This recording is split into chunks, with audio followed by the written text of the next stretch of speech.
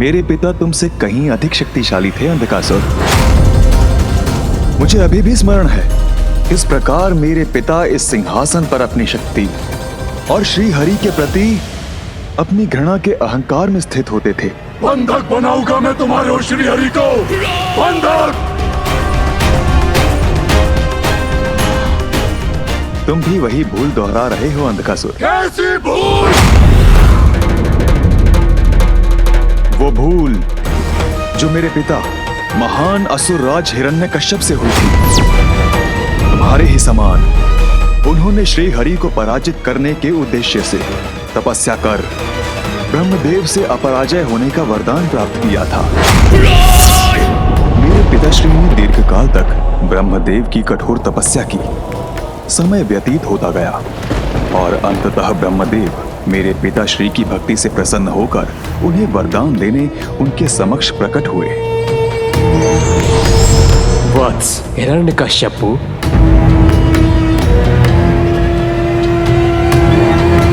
प्रणाम ब्रह्मदेव। तुम्हारे तप से प्रसन्न हुआ मैं। कहो, क्या वरदान चाहते हो?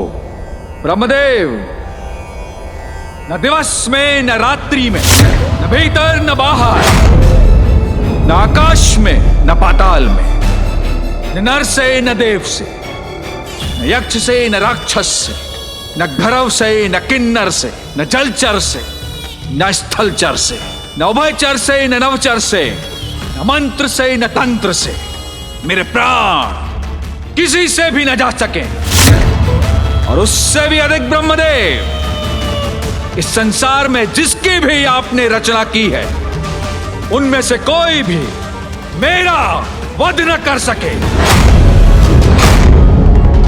तथास्तु, तथास्तु, तथास्तु।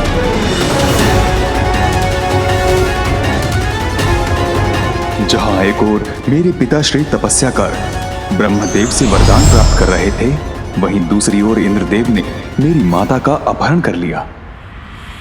मेरी मां का हरण कर उन्हें अपना बंदी बनाने का प्रयास किया, जिससे वो उसके गर्भ में पल रहे शिशु का वध कर सकें। परंतु देवर्षि नारद ने उन्हें समझाया और इस घृणित कार्य को करने से रोका। अपने संभावित पाप कर्म से भयभीत होकर देवराज ने माता देवी लीलावती को देवर्षि नारद के पास ही छोड़ दिया।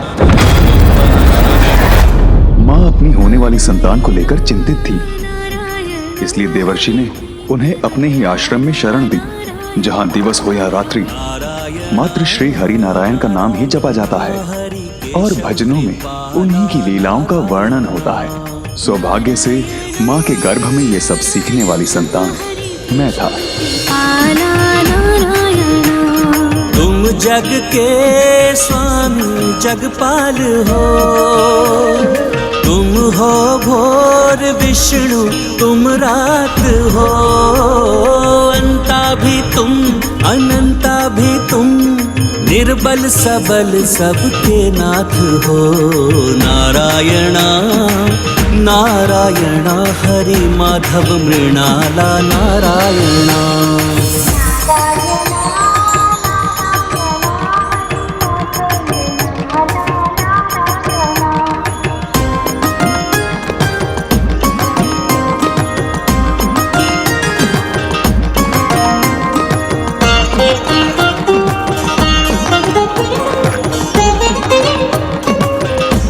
एक ओर जहां मैं मां के गर्भ में हरि भक्ति में लीन था, वहीं दूसरी ओर मेरे पिताश्री देवताओं से युद्ध करने में तल्लीन थे, ताकि वो उन पर अपना अधिकार और वर्चस्व स्थापित कर सके।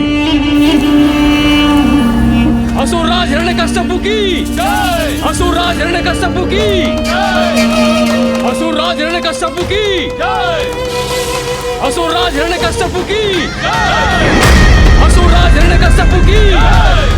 इसके पश्चात मेरे पिताश्री वैकुंठ पहुंचे, ताकि वो प्रभु श्री नारायण को चुनौती देकर वहां भी अपनी प्रभुता स्थापित कर सकें। उस छलिया श्री हरि को चुनौती देने वैकुंठ गया था मैं, किंतु वो वहां से भाग गया। अवश्य ही मेरे वरदान के विषय में जानकर कहीं छुप गया होगा वो।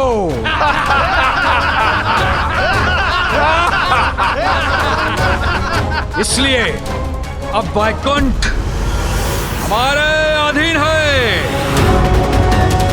और हम वैकुंठ के राजा अब हम ही हैं। असुरराज हिरण्यकश्यप की, असुरराज हिरण्यकश्यप की, असुरराज हिरण्यकश्यप की। श्री हरि नारायण उचित समय से पूर्व कुछ नहीं करते, इसलिए तब उन्होंने मेरे पिताश्री से युद्ध नहीं किया, क्योंकि कर्मों का चक्र ही जीव के जीवन और मृत्यु का उचित समय निर्धारित करता है। पिताजी के कुछ सुकर्म उनके विनाश से उनकी रक्षा कर रहे थे और श्री हरि ब्रह्मदेव द्वारा दिए गए वरदान का भी सम्मान कर रहे थे। फिर पिताश्री स्वर्ग लोक गए, किंतु वहां देवराज और अन्य देवताओं ने आत्मसमर्पण कर दिया, क्योंकि उन्हें लगा जब श्री हरि नारायण ने ही युद्ध नहीं किया तो वो उसमें कहां सक्षम होंगे। इंद्रलोक के बाद उन्होंने पृथ्वी के राज्यों को अपने अधीन किया। कोई उन्हें चुनौती नहीं दे सका, किंतु वो वहीं नहीं रुके। उन्होंने स्वयं को ईश्वर घोषित कर सभी को उन्हें ईश्वर मानने पर विवश कर दिया। मैं हिरण्यकश्यप सर्वशक्तिशाली सर्वशक्तिमान नवीन ईश्वर हूं मैं। बोलो प्रभु हिरण्यकश्यप महाराज की।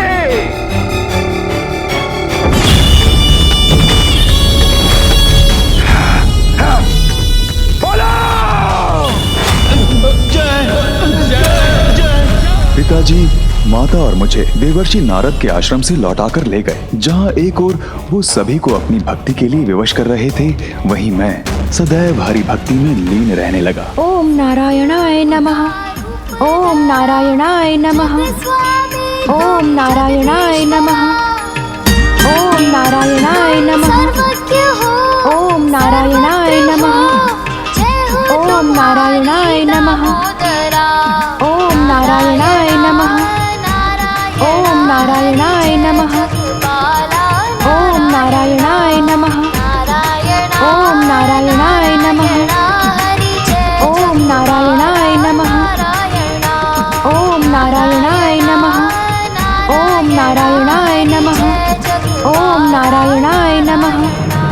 मेरे गुरुओं को इसका भय था कि पिताश्री को मेरी हरि भक्ति की भनक पड़ गई तो मेरे साथ उन्हें भी दंड मिलेगा। प्रहलाद मेरे पुत्र। पिताश्री, पिताश्री, पिताश्री।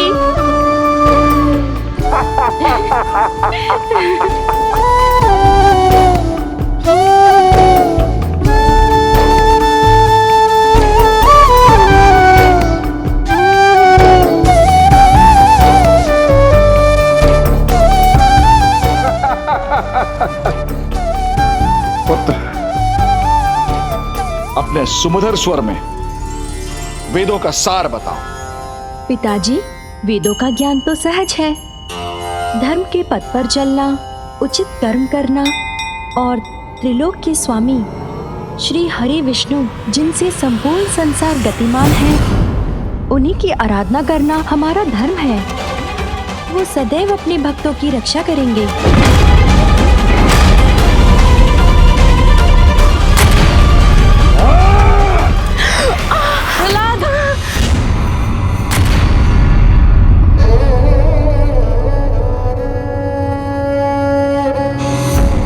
शत्रु का नाम मेरे समक्ष लेने का दुस्साहस किया तो मैं भूल जाऊंगा कि मैं तुम्हारा पिता हूं। प्रभु श्री तो मेरे सर्वस्व हैं। मैं श्वास लेना छोड़ सकता हूँ, किंतु उनका नाम लेना नहीं। नहीं स्वामी, ये तो एक निर्दोष बालक है, इसे इतना भयानक दंड मत दीजिए। किंतु पिताश्री के क्रोध की तो कोई सीमा ही नहीं थी। ओम नारायणाय नमः, ओम नारायणाय नमः, ओम नारायण। उन्होंने मुझे हरि भक्ति से दूर करने के अनेकों क्रूरता भरे प्रयास किए, किंतु प्रत्येक बार श्री हरि नारायण ने मेरी रक्षा की।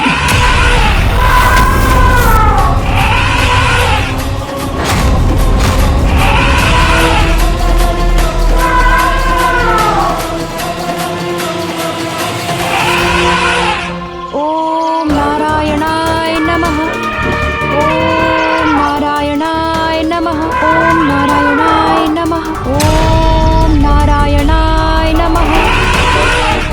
ओम नारायणाय नमः। ओम नारायणाय नमः। ओम नारायणाय नमः। ओम नारायणाय नमः।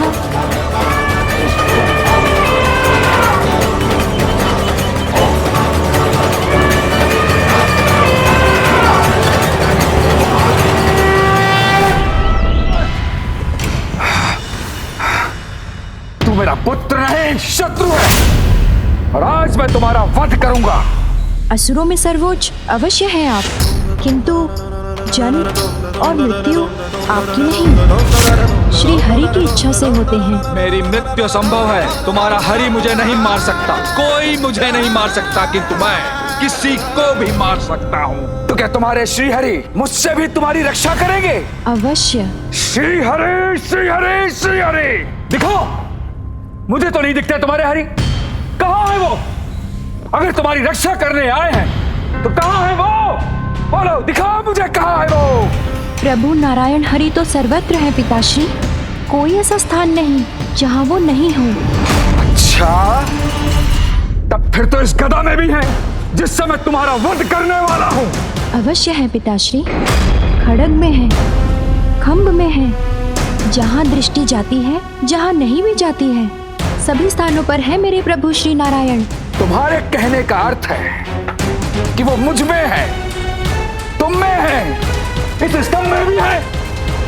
अवश्य। तो ठीक, अगर मुझे तुम्हारे श्री हरि इस स्तंभ में नहीं दिखे तो सर्वप्रथम मैं तुम्हारे शीश के अनेकों टुकड़े कर दूंगा। ओम नारायणाय नमः। ओम नारायणाय नमः। ओम नारायणाय नमः।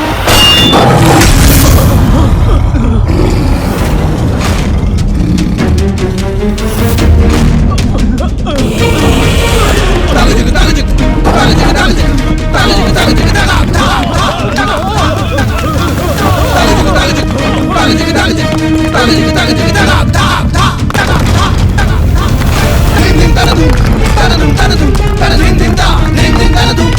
ding ding ding ding ding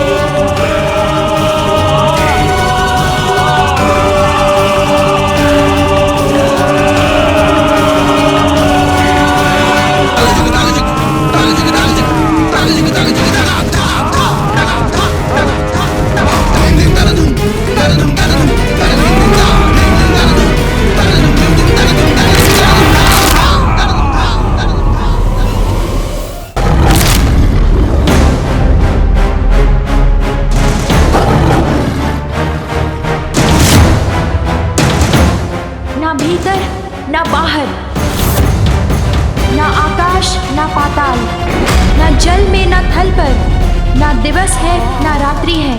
ये स्थान और ये पल दोनों आपकी मृत्यु के लिए है।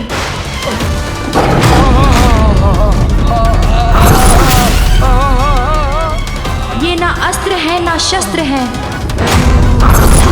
किंतु मृत्यु के साधन हैं।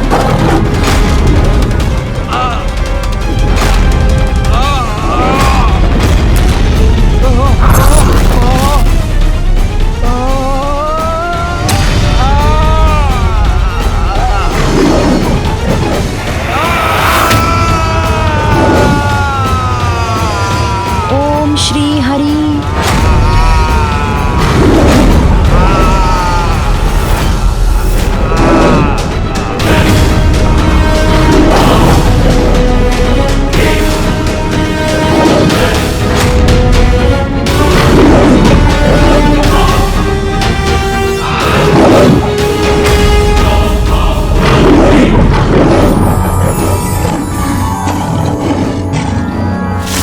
उग्रं वीरं महाविष्णुं ज्वलन्तं सर्वतोमुखं नृसिंहं भीषानामभद्रं मृत्युं नमामि अहम्।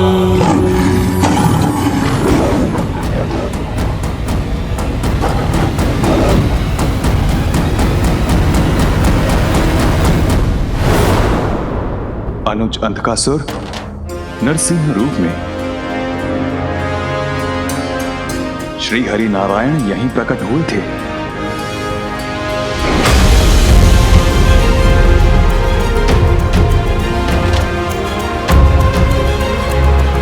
अनुज अंधकासुर, अभी भी समय है, सुधर जाओ, क्षमा मांग लो श्री हरि नारायण से।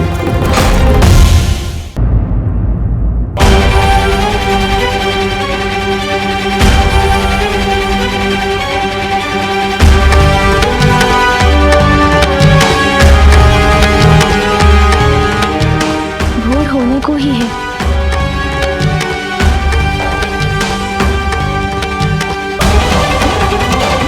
नहीं आए असुर, अर्थात आपके शब्द सत्य हुए श्री गणेश जी। अंधकासुर समझ चुका है कि उसकी विजय संभव नहीं है। युद्ध करने के लिए उसकी सेना शेष कहां रही? कौन करेगा उसके लिए युद्ध? प्रतीत होता है वो किसी भी क्षण बाहर आएगा और अपनी पराजय स्वीकार कर लेगा। यदि आपके वचन सत्य हुए तो यह अति उत्तम होगा, किंतु मेरे अनुसार हमें अभी भी सावधान रहना चाहिए।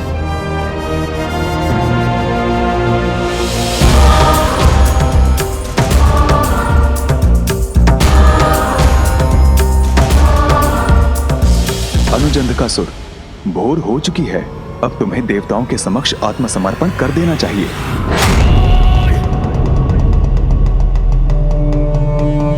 ज्येष्ठ प्रहलाद, आपको जो कहना था आपने वो कह दिया। अब मैं वो करूंगा जो मुझे करना है। अब तो मेरे पास और भी बड़ा कारण है देवताओं से युद्ध करने का। प्रतिशोध! अपने पूर्वज महानतम असुरराज हिरण्यकश्यप के निर्बल वध का प्रतिशोध। अब देवासुर संग्राम भी होगा और असुरों की विजय भी अवश्य होगी। देवताओं को कदाचित ज्ञात नहीं कि इस बार मैं उनके लिए क्या उचित प्रबंध करने वाला हूँ। ज्ञात रहे, अंधकासुर हूँ मैं, अंधकासुर हूँ मैं। ओम भीमाय नमः।